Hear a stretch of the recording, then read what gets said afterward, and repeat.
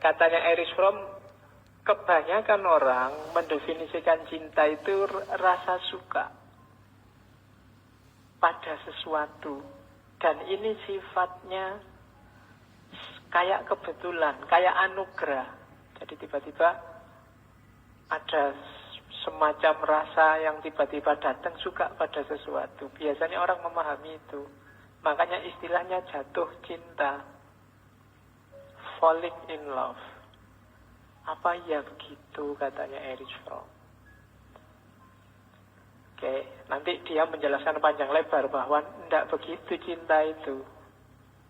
Malah nanti menurut dia cinta itu kayak seni. Karena dia kayak seni, orang harus paham apa itu cinta dan harus dipraktekkan. Jadi urusannya bukan apa yang kamu cintai, tapi bagaimana kamu mencintai. Hari ini orang fokus mencari apa yang dia suka, apa yang dia cintai. Katanya Erich Fromm tidak begitu. Untuk jadi pribadi yang mencintai, fokuslah pada bagaimana cara mencintai yang baik. Bukan apa yang kita cintai. Jadi cinta itu bukan urusan kamu cinta pada siapa, tapi urusan bagaimana caramu mencintai. Jadi kamu nggak usah capek-capek nyari yang cocok untukmu. Berperilakulah jadi seorang pecinta. Mencintailah secara benar. Nanti bahkan segala sesuatu akan jadi layak dicintai. Tidak cuma lawan jenismu yang satu itu. Itu maunya Fromm itu. Kalau kamu fokusmu hanya pada apa yang layak kamu cintai, nanti kamu jadinya milih-milih. Suka yang ini, nggak suka yang itu.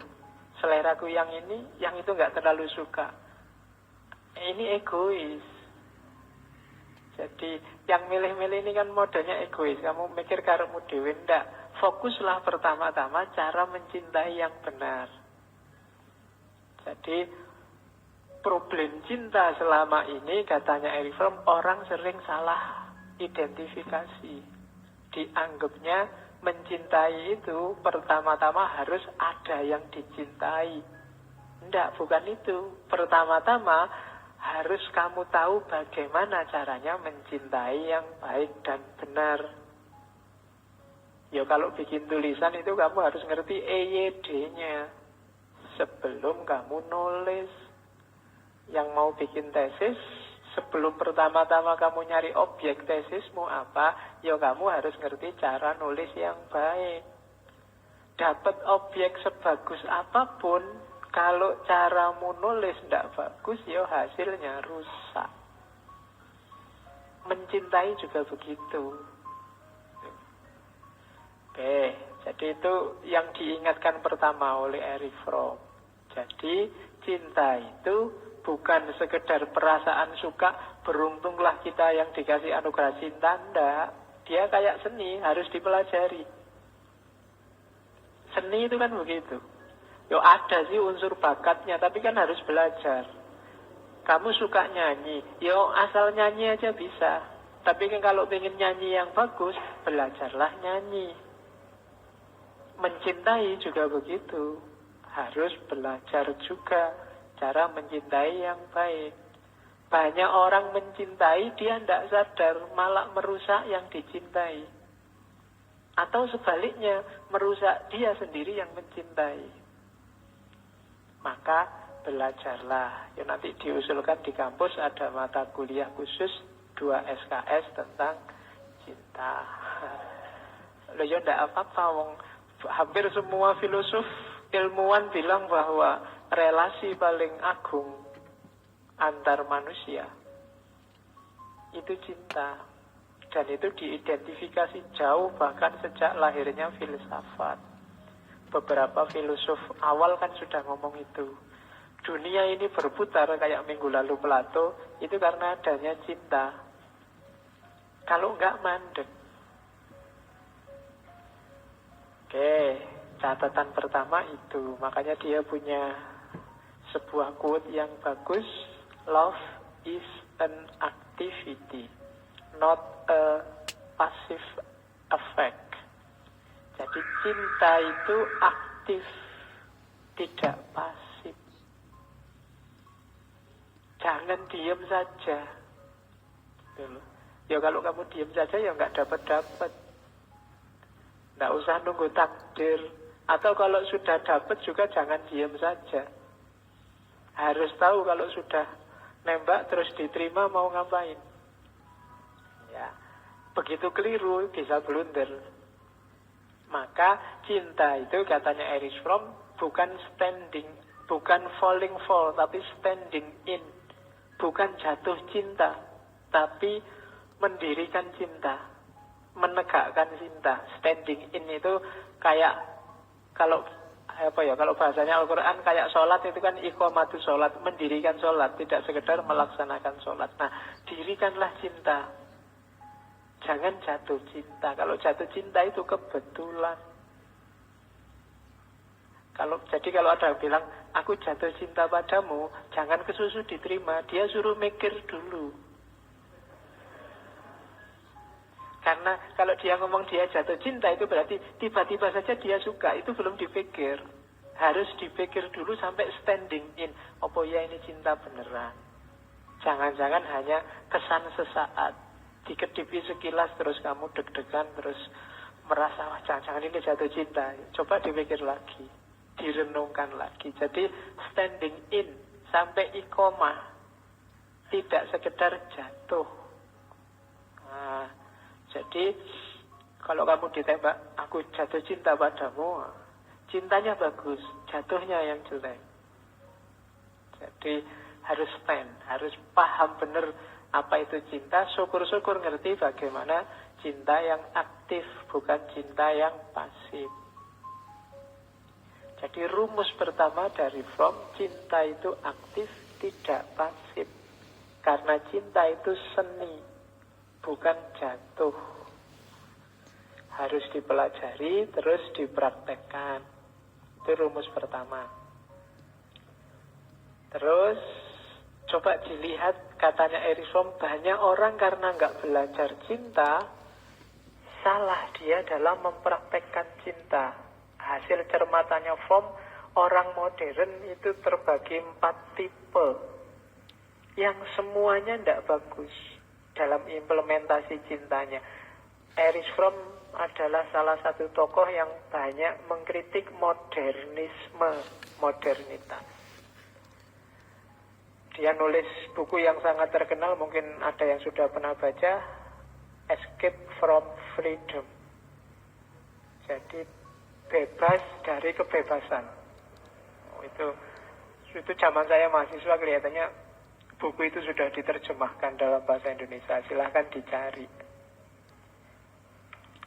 Katanya Erich Fromm, coba lihat, manusia modern itu punya 4 gaya hari ini. Ada gaya reseptif, ada gaya eksploitatif, ada gaya nimbun, ada gaya pasar. Gaya reseptif ini orangnya pasif.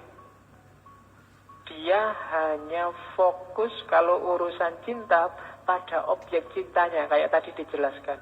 Dia hanya fokus pada apa yang layak aku cintai. Dia tidak melihat keluar dirinya. Pokoknya fokusnya dia, begitu keluar, lihat mana ya yang pantas tak cintai, mana ya yang pantas tak sukai, masjid mana ya yang enak untuk aku sukai, takmir mana yang bagus untuk aku dekat. Selalu ke orang lain, biar dia reseptif, dia pinginnya dicintai, maka dia milih-milih siapa yang layak untuk dicintai, untuk dia serap. Reseptif itu kan menyerap.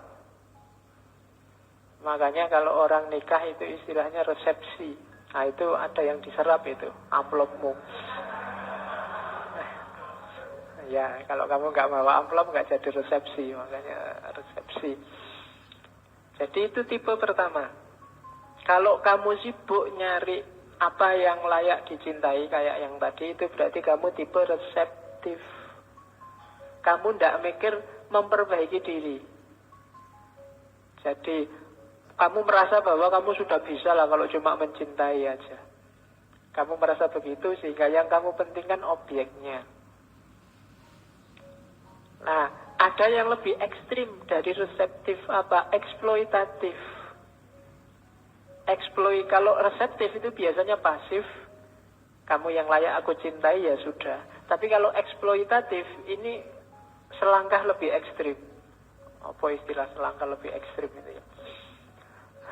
Jadi selangkah lebih jauh daripada menyerap. Nyari yang dicintai apa? Memanfaatkan, mengeksploitasi yang dicintai untuk kepentinganmu sendiri. Kamu tidak peduli situasi yang dicintai kayak apa, yang penting kebutuhanmu terpenuhi. Kamu nggak peduli yang kamu cintai sedang ada ujian, sedang garap tesis, yang penting kebutuhanmu terpenuhi. Kebutuhan seneng-seneng, kebutuhan apel, kebutuhan. Nah, itu namanya tipe eksploitatif. Mumpung sekarang sedang garap tesis, carilah pacar yang pinter nulis, metodologinya bagus, dekat sama dosennya, aman sudah. Kamu tidak usah capek-capek mikir pacarmu suruh garap. Itu eksploitatif namanya.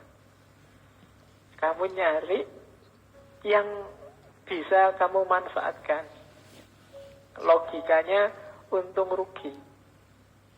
Nah, ini tipe eksploitatif. Yang dicintai nggak dapat untung apa-apa.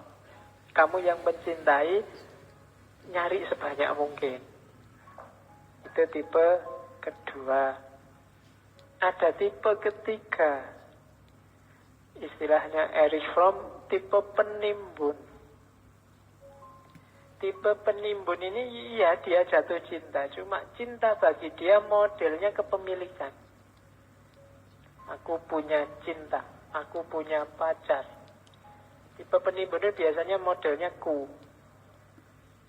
Tipe ini tipe penakut. Dia takut kehilangan apa yang sudah dia miliki. Maka dia mempertahankan status quo. Tidak boleh ada yang berkembang. Harus kayak hari ini terus. Harus begini terus. Itu tipe penimbun. Maka kalau putus, itu dia trauma luar biasa, bisa stres, bisa pening. Kenanganmu pokoknya tidak akan hilang dari diriku. Itu ini tipe penimbun. Tidak bisa move on. Begitu putus. Itu tipe ketiga. Jadi logikanya cinta itu kayak barang yang kamu miliki. Kehilangan sesuatu itu kan tidak enak dan merugikan. Maka dijaga mati-matian, jangan sampai ini hilang. Bahkan berubah pun kadang-kadang jangan. Aku mencintaimu selamanya. Tidak akan berubah. Cintaku tak akan berubah. Itu dikritik habis-habisan oleh Erich Fromm. Tidak boleh cinta kok tidak berubah. Cinta harus berubah juga lebih baik dan lebih baik. Kalau nggak berubah kayak gini terus, tidak ada manfaatnya. Harus semakin baik, levelnya semakin tinggi. Kalau tidak begitu, kita tipe penimbun. Ya cirinya tadi, begitu tidak nyambung, begitu putus, wah dunia runtuh sudah baginya. Kayak kehilangan apa? Nah, itu tipe penimbun. Susah move on. Oke, begitu putus nanti, wah stresnya luar biasa. Nulis buku, nulis puisi, wah. Ya, nah, itu berarti tidak bisa move on. Kamu sedang menimbun kenangan. Wah, ngapain kamu timbun? Wong dia sudah miliknya orang. Cari yang lain. Oke, wong yang lain masih banyak. Oke ya. Jangan jadi petani. Kan kemarin ada istilah petani, pemuda takut nikah. Ya. Oke, jadi jangan orientasi menimbun. Yang terakhir paling banyak itu orientasi pasar. Cinta diperlakukan kayak dagang. Dia mencari sesuai keinginannya Dengan cara apa? Menjual dirinya. Gimana caranya aku laku di pasar? Mengorbankan identitas kediriannya. Ini tipe pasar. Oh, hari ini trennya apa ya? Yang dicari cewek-cewek hari ini apa? Yang dicari cowok-cowok hari ini apa? Aku harus kayak gitu. Biar apa? Biar dapat yang bagus, yang berkualitas hari ini. Ya karena pasar, ya modelnya kayak dagang. Modalku sekian, dapatnya yang harusnya sekian. Sudah capek-capek ke salon, capek-capek dandan, masa dapatnya cuma kayak gitu? Ndak. Harus yang imbang lah. Nah, ini tipe pasar.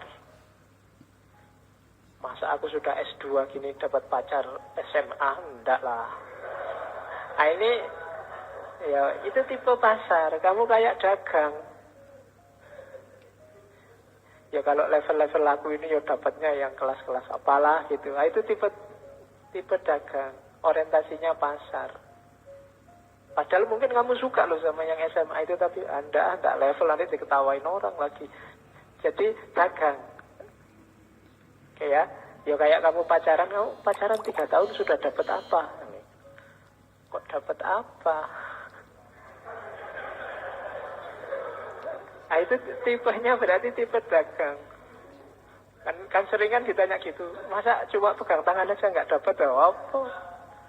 Itu namanya dagang. Kamu keluar berapa, dapat berapa. Masa aku terus yang nelpon, kok sekali-sekali kamu, itu juga dagang. Ya kan?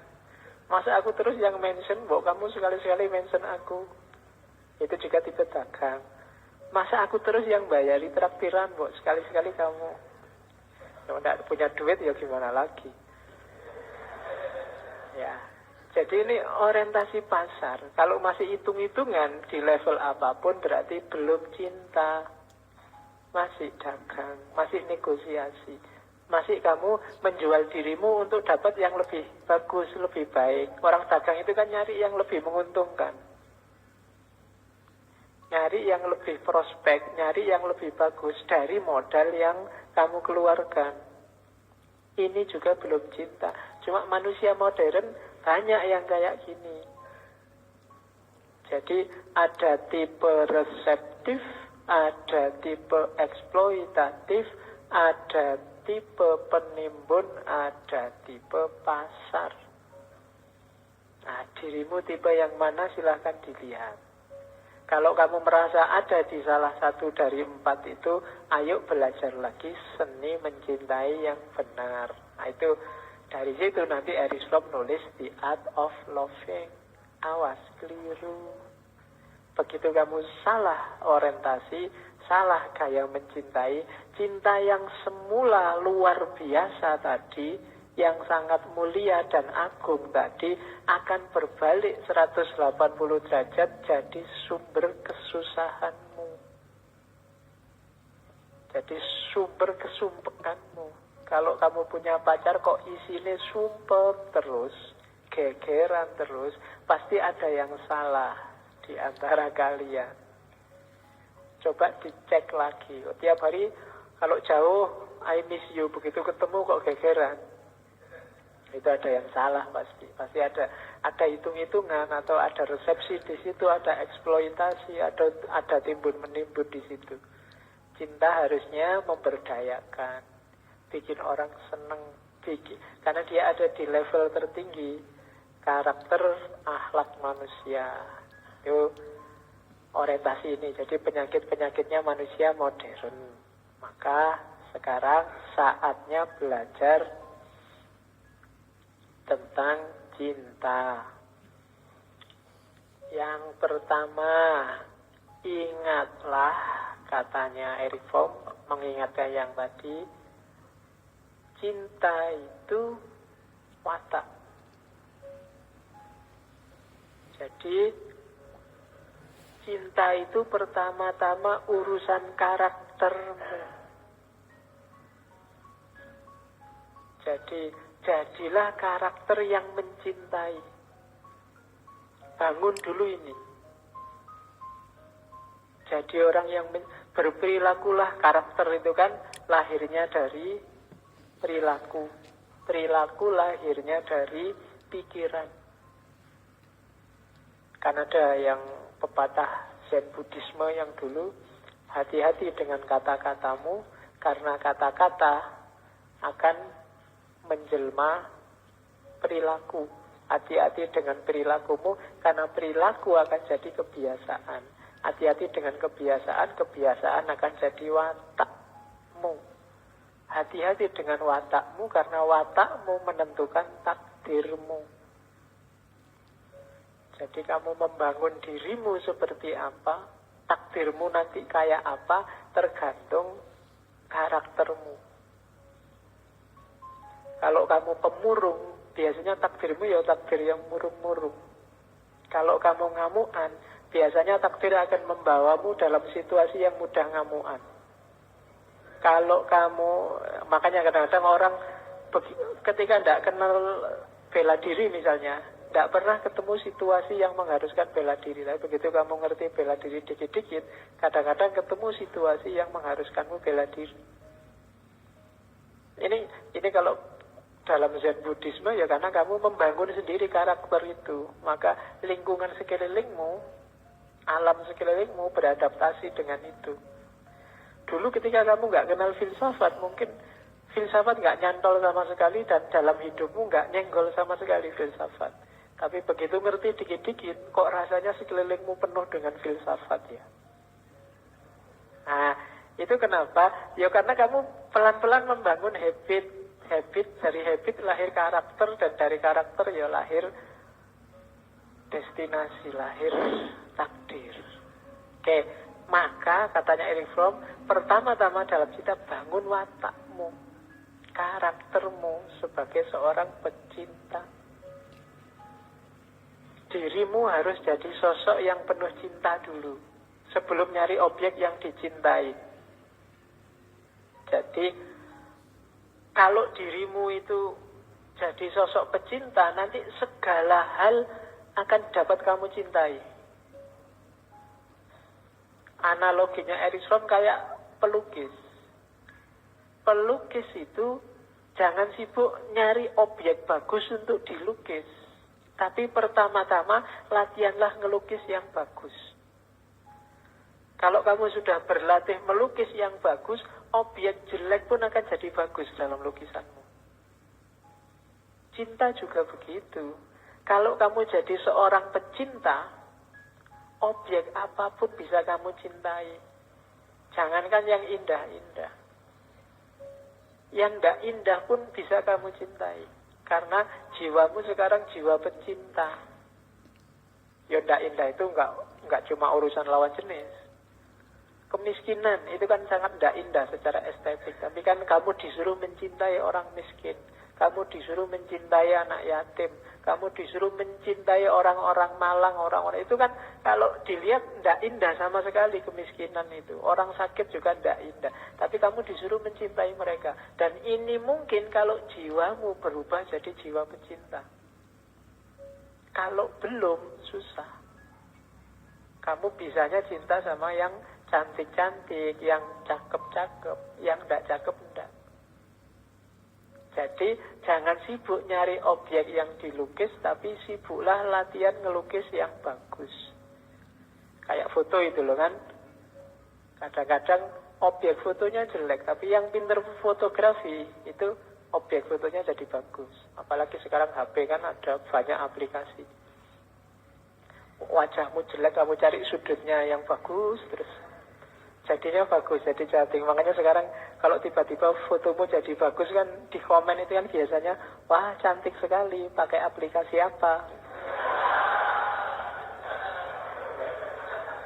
Jadi, ya itu caranya melecehkan kan begitu. Wah kamu kok ganteng sekali kelihatannya sekarang, aplikasinya apa? Oke, jadi bentuklah watakmu sebagai pecinta.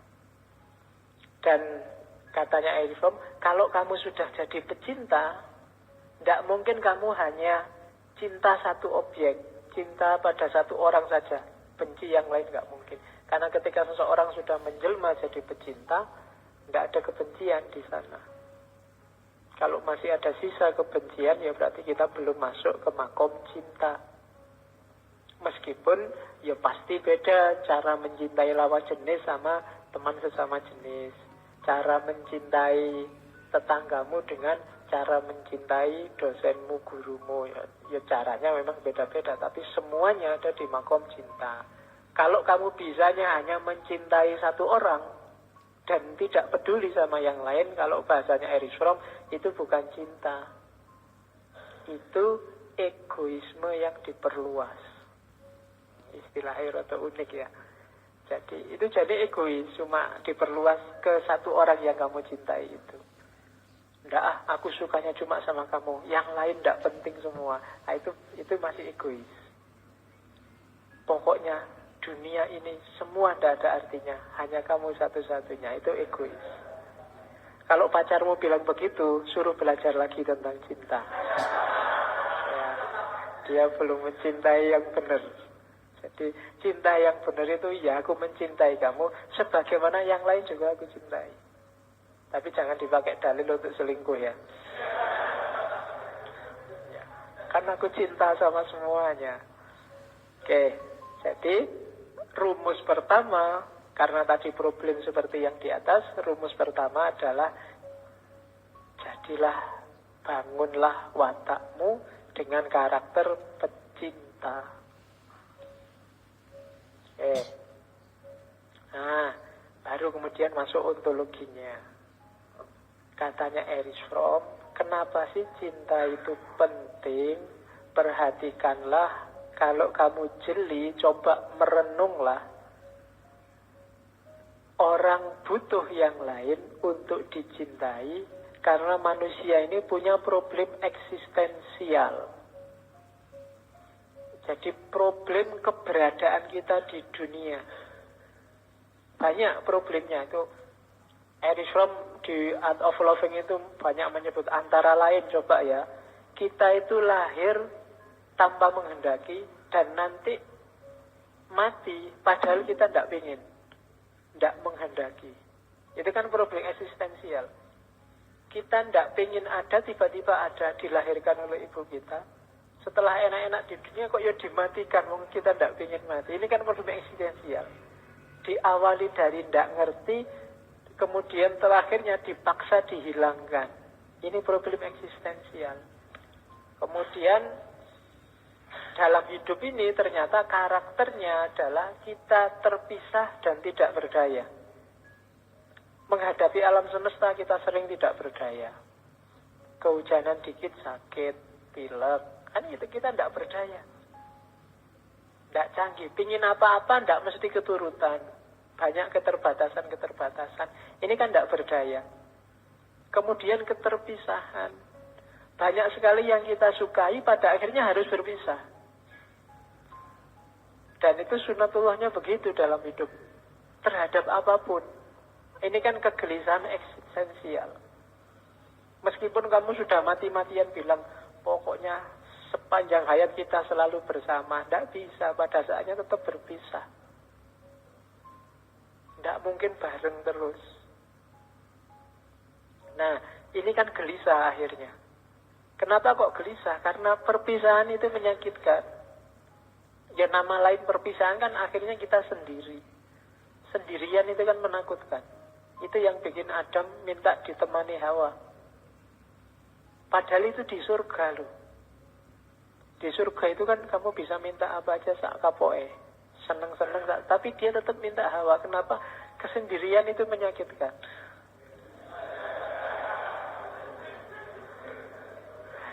Ya wis. Jadi ya kamu ngerti sendirilah, makanya kamu bisa ketawa. Jadi problem. Nah, manusia biasanya mengatasi problem ini pakai dua cara. Yang pertama, mensubordinasi dirinya, menempelkan dirinya pada sesuatu, menyerah. Apa? Kalau bahasanya di situ, memposisikan dirinya jadi budak dalam tanda petik, untuk dapat rasa nyaman, untuk dapat rasa aman. Mungkin pada orang tua, mungkin pada pacarmu, mungkin pada negara, mungkin pada pemerintah. Jadi kamu rela dirimu rendah, asal jangan ditinggal. Asal jangan diputus. Asal jangan dicuekin.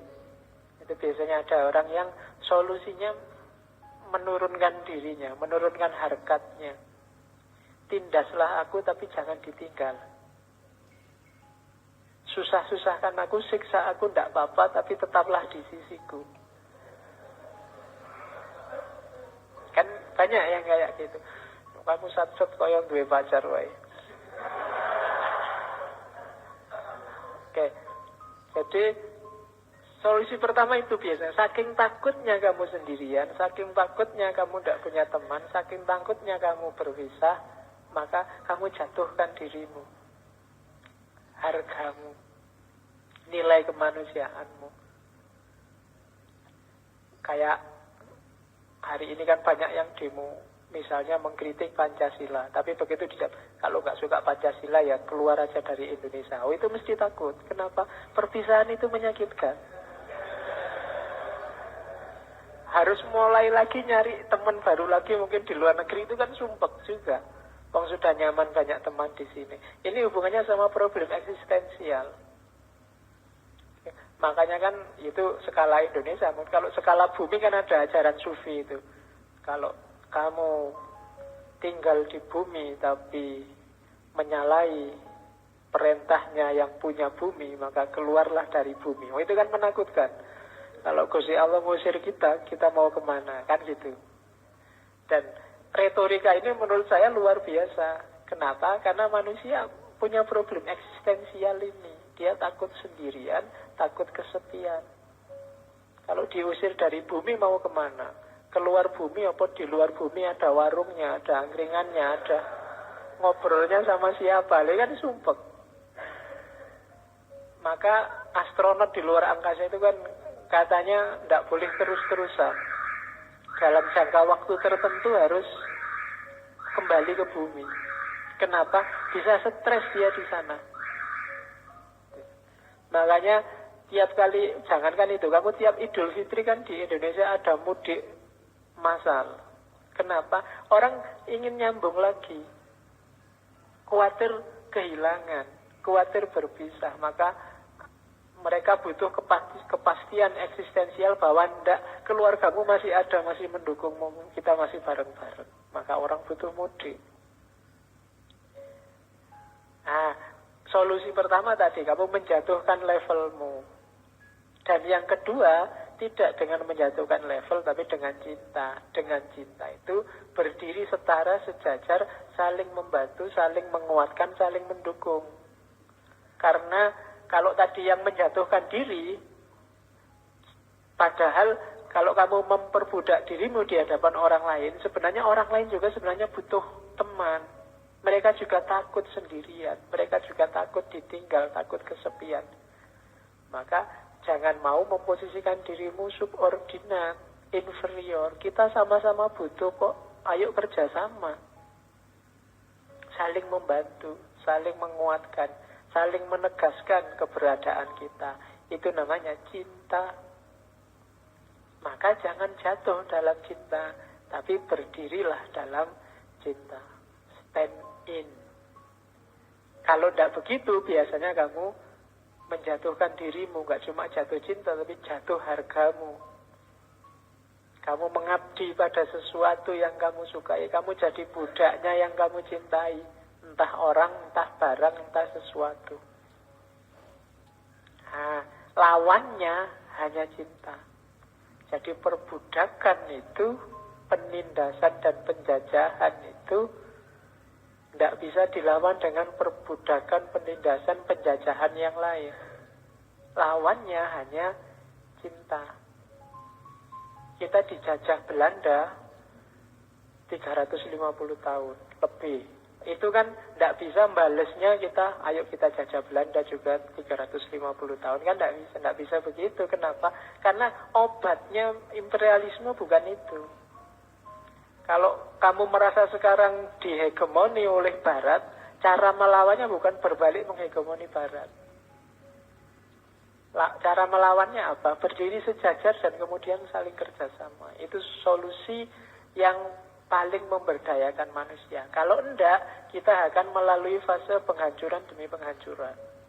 Logika ini yang sering lepas dari kita, termasuk dalam dunia politik hari ini. Yang terjadi apa? Kalau hari ini dirugikan, kamu pinginnya besok, kalau dapat kesempatan balik merugikan. Hari ini ditindas, besok harus aku iso nindas balik.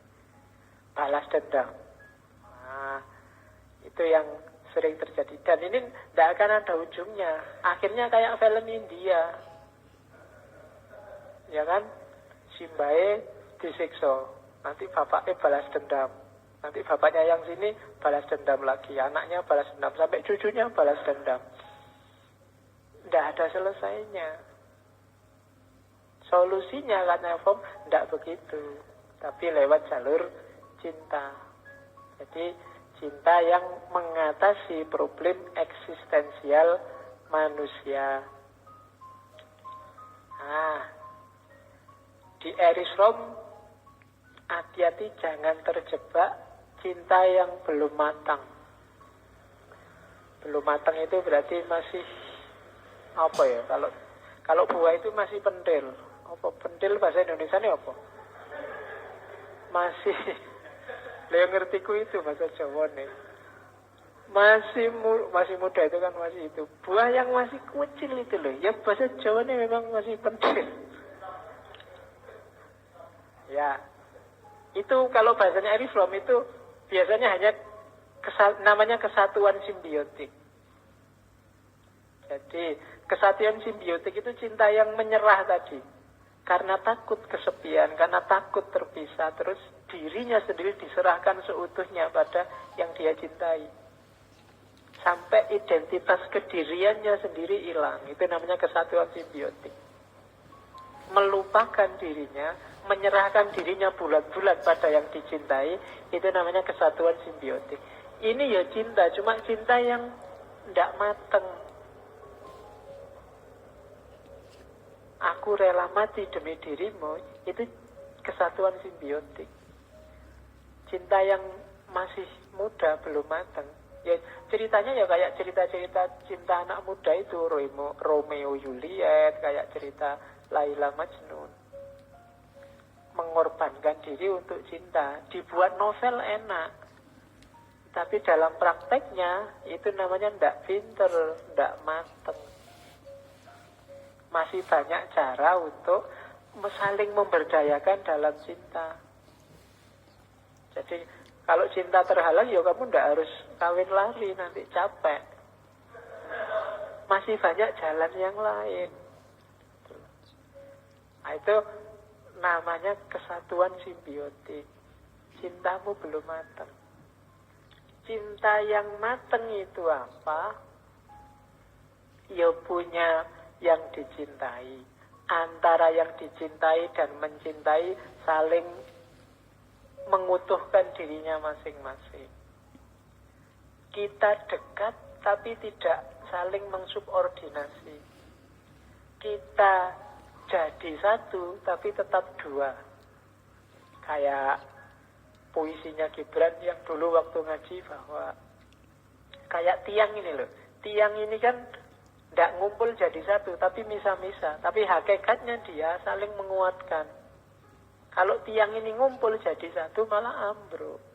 Biar aja beda-beda di sana, tapi saling mendukung, saling mencintai. Akhirnya masjidnya bisa berdiri. Maka mereka yang tidak kuat dengan perbedaan, tidak akan bisa kokoh berdiri.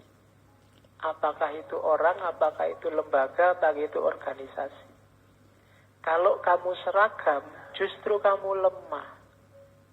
Kalau Indonesia ini isinya militer semua, tidak jalan. Yang nyangkul siapa, yang ngajar siapa, lah iya kan, yang nyari ikan siapa, kan gitu.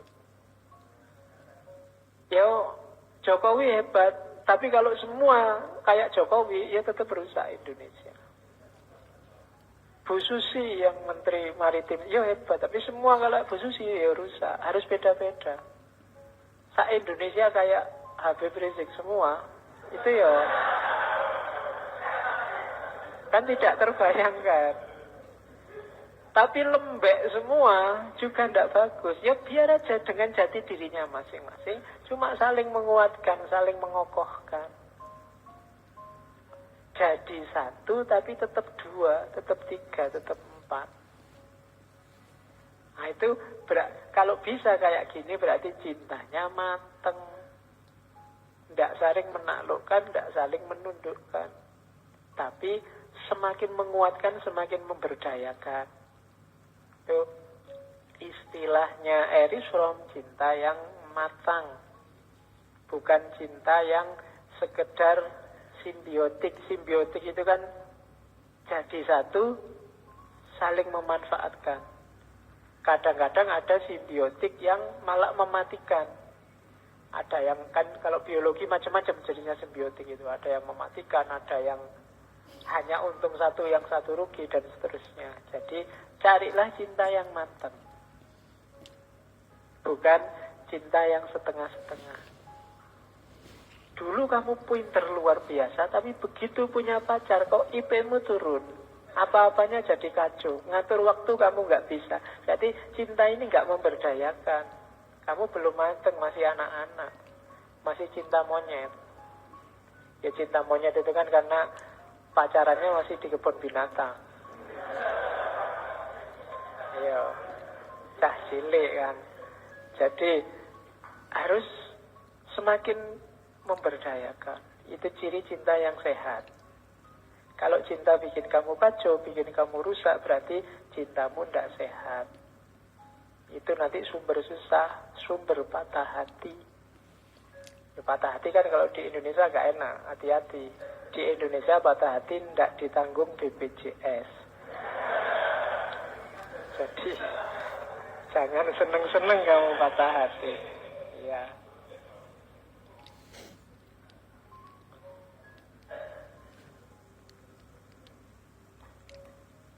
Terus, oke.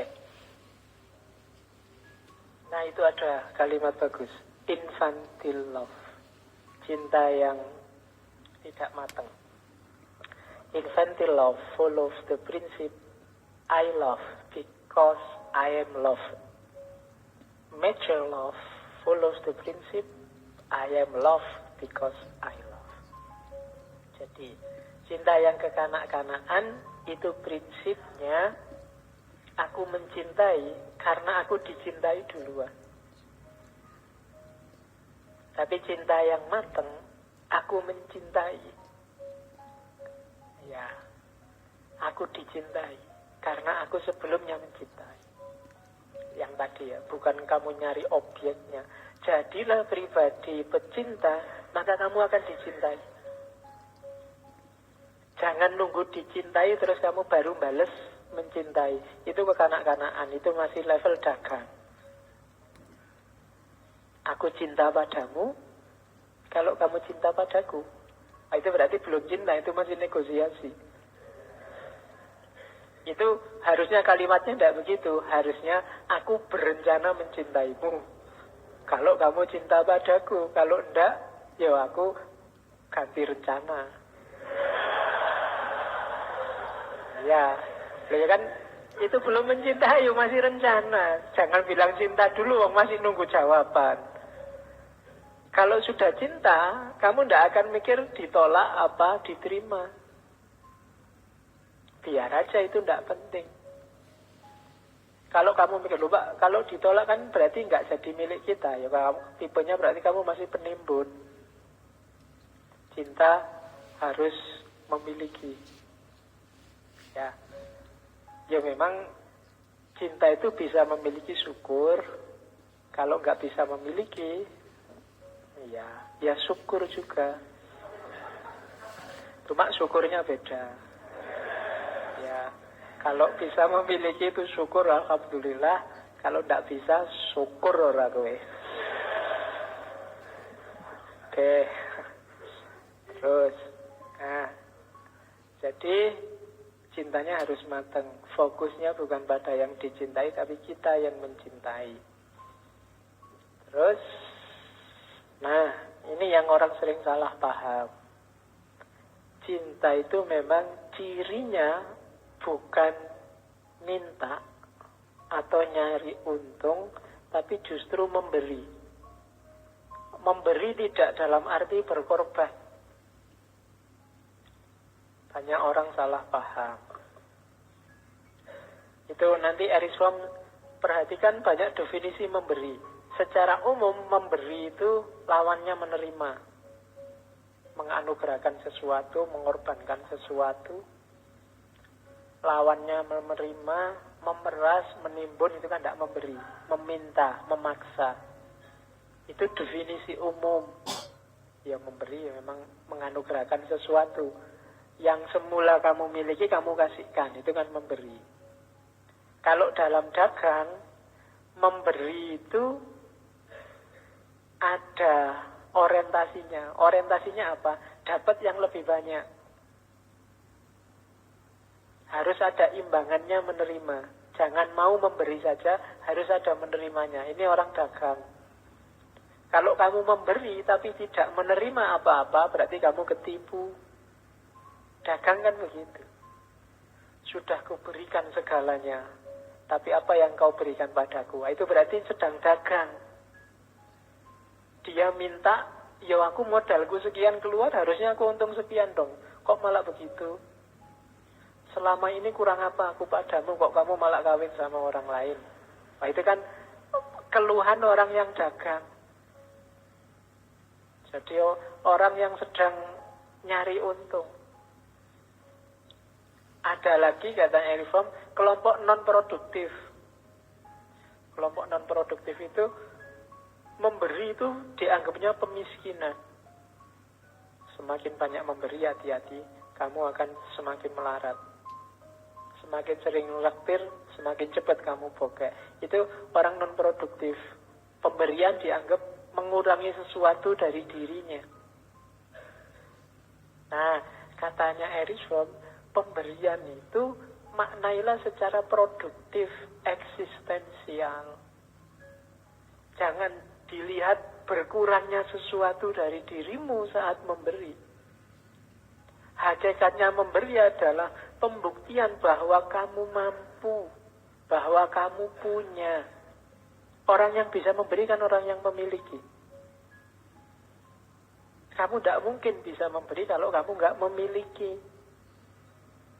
Maka pemberian artikan secara produktif dan eksistensial. Dengan kamu memberi berarti ternyata aku itu mampu ya. Ternyata aku itu punya ya. Itu kan eksistensial. Pembuktian bahwa dirimu mampu, dirimu kuat, dirimu punya, dirimu vital, dirimu penting. Jadi rahasianya di situ. Makanya kenapa kok orang disuruh sedekah banyak-banyak kalau dalam Islam? Tidak usah dipikir kalau kamu sedekah 700 nanti kembalinya 7 juta. Itu tidak penting itunya. Begitu kamu bisa memberi, itu menunjukkan bahwa kamu mampu. Kamu punya kapasitas, kamu punya kemampuan. Kamu ternyata punya sesuatu yang bisa diberikan ke orang lain. Oh, ini membangun kepercayaan diri, membangun identitas yang luar biasa. Jadi tidak harus dihitung membeli sekian kembali berapa, tidak. Dengan kamu bisa memberi, jati dirimu terafirmasi. Oh, ternyata aku itu golongannya orang kuat, golongannya orang mampu. Cinta juga begitu. Makanya ada pepatah yang bilang kalau kamu memberi, kamu dapatnya lebih banyak. Dapat lebih banyak itu tidak harus 700 kembali 7 juta. Lebih banyak itu bentuknya bisa macam-macam. Termasuk tadi yang paling penting, afirmasi kemampuanmu, kapasitasmu. Sehingga jati dirimu terbangun. Kamu jadi sesuatu sekarang.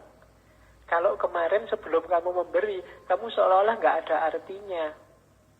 Tapi sekarang ketika kamu bisa memberi, jati dirimu sekarang sudah tegas. Oh, aku ini ada artinya. Hidupku ini tidak sia-sia. Itu memberi itu tidak harus barang. Jasa juga bisa. Tenaga juga bisa. Pengetahuan juga bisa. Apapun jenisnya memberi akan semakin menguatkan dirimu. Nasihat juga bisa. Bahkan senyuman juga bisa. Memberi senyum ke orang lain itu tidak gampang loh. Jangan salah, kamu aja kan juga jarang. Paling kalau ketemu temanmu saja kan kamu senyum. Itu pun yang kenal. Yang tidak kenal, kalau dihitung misalnya kamu kuliah di kampus itu, antara mahasiswa yang kalau ketemu kamu senyum dengan yang cuek aja kamu tidak kenal, itu lebih banyak yang kamu cuek saja. Jadi, dan dirimu di kampus itu mungkin ya nggak dianggap penting juga sama yang lain. Tapi ketika kamu bisa memberi meskipun hanya senyum, keberadaanmu diafirmasi. Mungkin kamu sering juga kan papasan sama orang, kamu sudah ancang-ancang senyum nih. Nah, dicuekin nggak jadi. Iya. Sakit hatimu, kamu sudah senyum, dia cuek aja lihat. Kan mungkin sering gitu. Jangan-jangan sama saya juga pernah begitu.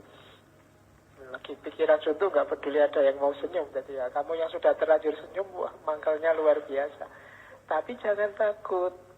Ketika kamu senyum ke orang meskipun dicueki, itu tidak penting orang yang balas senyum apa enggak. Tapi menunjukkan, ternyata aku ini ada masih mampu. Bisa ngasih sesuatu meskipun hanya senyum. Gitu. Oke, jadi hakikatnya cinta nanti ada pada memberi. Yo, termasuk memberikan kebahagiaan, memberikan restu kalau dia kawin sama orang lain. Ya. Ya kan ada pepatahnya begitu, jangan khawatir. Kalau memang jodoh pasti ketemu di pelaminan. Cuma mungkin kamu jadi tamu.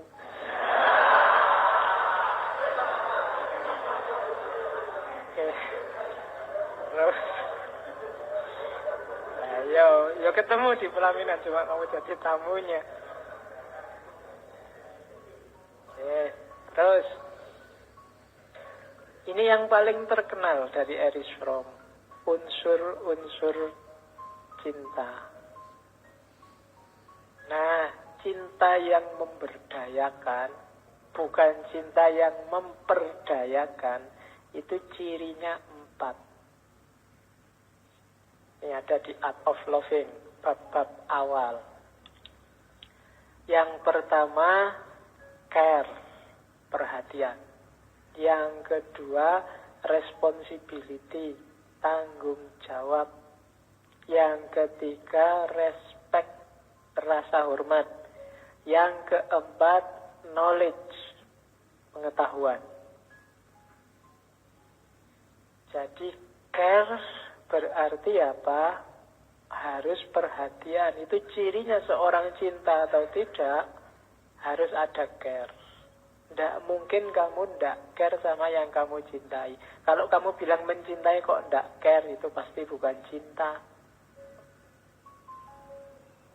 Tidak mungkin kamu jatuh cinta terus aku kok galau ya hari ini. Oh, galau-galumu sendiri, jangan ngajak-ngajak aku. Itu namanya tidak care. Sumpuk-sumpukmu sendiri ya urusanmu, jangan ngajak-ngajak aku. Itu namanya tidak care. Harus ada care. Maju mundurnya, sumpek sedihnya, sejahtera atau jatuhnya yang kamu cintai, jadi perhatianmu, kamu harus peduli. Enggak boleh cuek. Ya enggak harus cinta sama lawan jenis, cinta sama apapun. Cinta sama Allah ya berarti harus care sama Allah dan keinginannya. Enggak boleh enggak care. Enggak boleh misalnya kamu bilang cinta sama Allah tapi dosanya jalan terus. Kok jalan? Enggak apa-apa lah. Allah kan maha pemaaf, dicuekin aja nanti kita tinggal minta maaf. Enggak boleh, itu berarti enggak cinta. Kalau memang cinta ya harus peduli. Kalau cinta sama Indonesia juga harus peduli. Alah Pak, Indonesia sudah ada yang ngurus, saya enggak usah mikir lah. Sudah banyak orang pinter yang mikir, itu namanya tidak care. Kalau memang care, ya peduli. Ikut prihatin, saya tidak apa-apa, paling tidak ikut prihatin. Meskipun mungkin itu basa-basi. Tapi menunjukkan bahwa kamu care. Jadi, ciri pertama itu. Kalau care aja tidak ada, pasti bukan cinta. Kok kamu punya teman dekat, kamu bilang, malam ini perasaanku kok tidak tenang ya. Udah, gak usah ganggu orang tidur. Nah itu tidak care namanya, tidak peduli. Harus care. Yang kedua, responsibility. Responsibility itu ikut bertanggung jawab. Kalau ada misalnya yang kamu sukai melakukan yang jelek-jelek, ya diingetin, itu namanya ikut tanggung jawab. Jangan begitu. Jangan nekat. Jangan curang, nanti kamu susah. Itu namanya ikut tanggung jawab. Bukan kamu, aku. Itu namanya nggak responsibel. Biar aja urusannya sendiri-sendiri. Tidak bisa. Itu namanya nggak responsibel. Meskipun tanggung jawab ini bukan berarti dominasi atau mendikte pasanganmu. Tanggung jawab berarti apa? Ikut terlibat demi kebaikannya, demi kemajuannya, demi kesejahteraannya. Jadi setelah care harus responsibel. Setelah kamu bilang saya prihatin, itu harus tanggung jawabnya selanjutnya gimana kalau prihatin? Apa yang harus dilakukan? Itu namanya tanggung jawab. Malam ini perasaanku kok tidak enak ya. Ya, aku ikut prihatin dengan perasaanmu. Kalau cuma itu, Dok, tidak ada. Lah terus apa yang harus kamu lakukan? Itu namanya nggak ada responsibel. Yo, mungkin kamu nambah, kamu malam ini galau toh. Ya sudah, mau ditemenin, apa mau, itu namanya responsibel. Jalan keluarnya kira-kira apa ya? Itu namanya ikut responsibel, ikut tanggung jawab. Tidak cuma ikut bela sungkawa, nggak cuma ikut simpati, nggak cuma ikut prihatin. Ya peduli. Cuma harus ada responsibility. Tidak bisa berhenti di care. Kalau hanya bilang I love you dan peduli saja, disuruh jemput tidak mau, disuruh neraktir alasan terus, disuruh menemani alasan lagi, itu berarti tidak responsibel. Dalam responsibility, disitulah bareng-bareng berkembang menjadi pribadi yang lebih baik. Terus setelah responsibel apa? Respect. Respect itu berarti apa? Yo kita berdua saling mencintai jadi satu, tapi masing-masing punya karakter, punya ciri, punya kebiasaan sendiri, punya pola berpikir sendiri, yo dihargai. Itu namanya respect. Misalnya kamu punya teman satu kamar kos, dia tidak bisa tidur kalau lampunya nyala. Sementara kamu suka kalau kamu lampu nyala, malah tidurmu nyenyak. Kalau lampunya mati, malah kamu tidak bisa tidur. Ini kan tabrakan. Kalau memang saling menyayangi sesama saudara, sesama teman, ya masing-masing harus respect. Bikinlah strategi biar yang satu bisa tidur, yang satu juga bisa tidur. Kalau tidak tidur, ya tidak usah tidur dua-duanya. Itu saling menghargai. Ya, misalnya yang lampunya harus mati, tidurnya belakangan. Atau yang lampunya harus hidup, tidurnya belakangan. Keluar dulu, lampu dinyalakan, tidur. Terus yang lampunya harus mati. Begitu yang ini sudah tidur, masuk kamar, lampunya dimatiin. Nah, itu namanya tetap saling menghargai, tidak saling memaksakan. Tidak boleh dipaksa. Menurutku tetap lebih rasional lampu dimatikan. Yang satu ya enggak, tetap lebih rasional lampu dinyalakan. Terus kamu gegeran. Hari ini kan begitu, tidak saling menghormati. berarti tidak ada cinta di antara kita. Ya, jadi orang Indonesia kan sekarang gegeran terus, merasa argumennya yang paling benar. Ya mungkin argumenmu benar, cuma gegeran itu menunjukkan apa? Tidak ada respect, tidak ada saling menghargai. Nah, untuk care, responsibility, dan respect ini pas porsi dan proporsinya, butuh yang terakhir, knowledge, pengetahuan. Kamu harus mau memahami dia.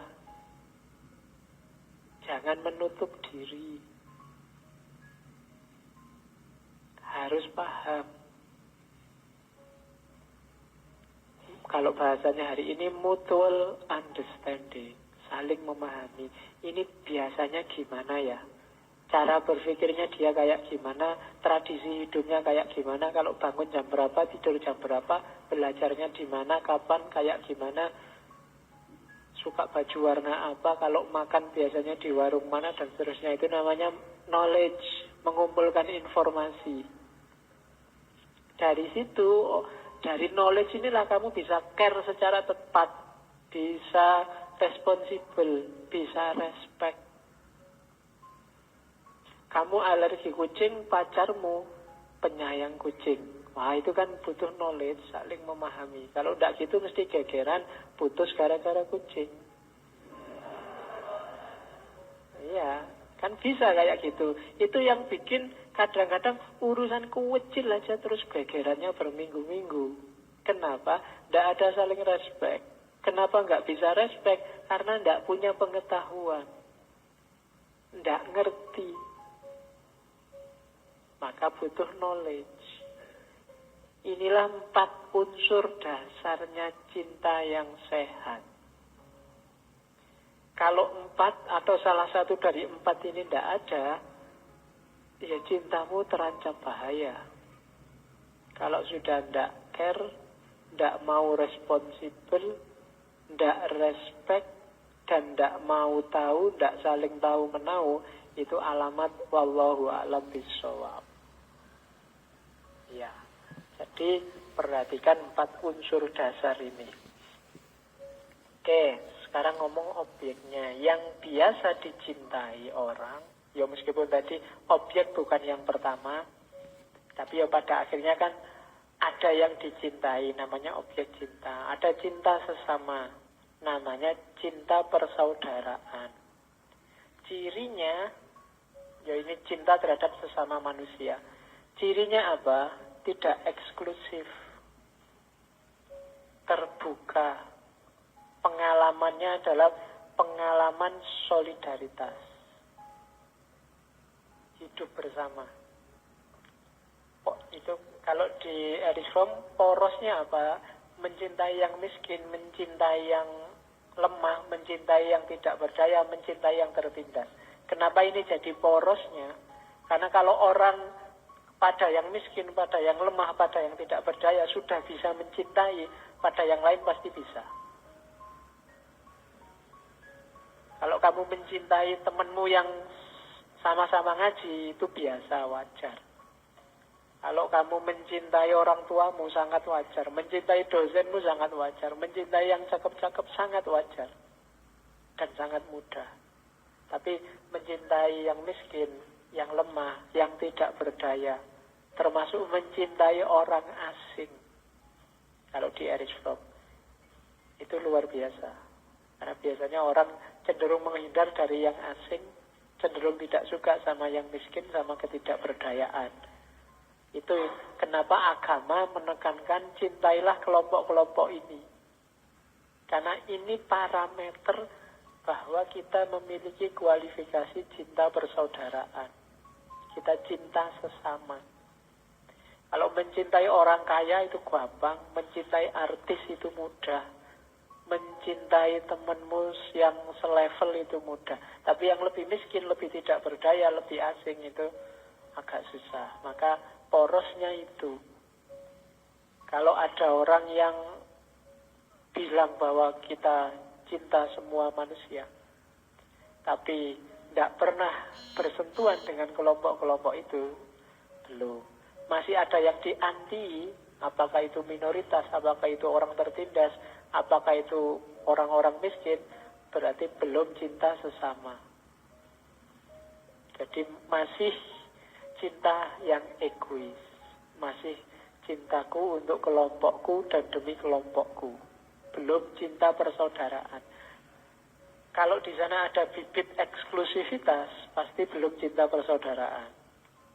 Kalau hanya yang selevel saja yang dicintai, pasti belum cinta persaudaraan.